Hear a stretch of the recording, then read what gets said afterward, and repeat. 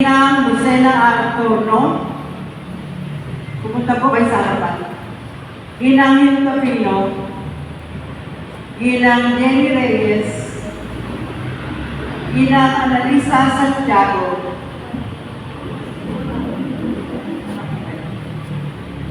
Ginang Cora Ico, Ginang Lucia Santos, Ginang Maria Corazon Aliano, at Ginang Lady Apuyo.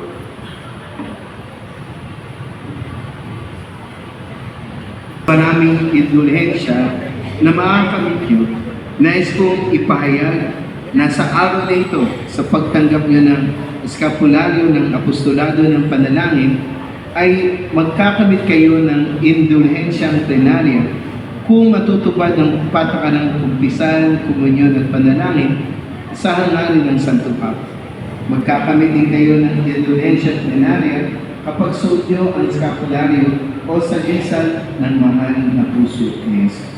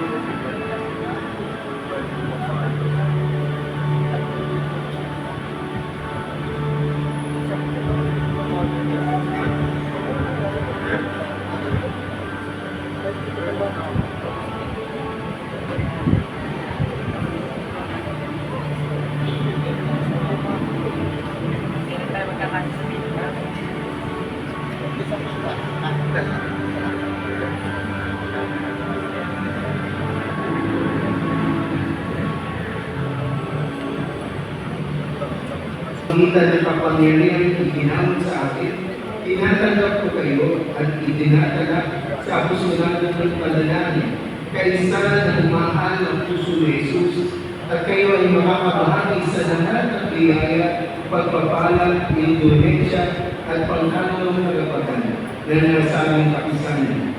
Sa ngalan ng Ama, ng Anak, at ng Espiritu Santo, pwede ko na buhay sa kanila.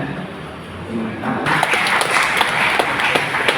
Kapag nadagdagan mo ang apostolado ng panalangin, meron pong magandang nangyayari sa parokya. Nadadagdagan mo ang mga nagdadasal para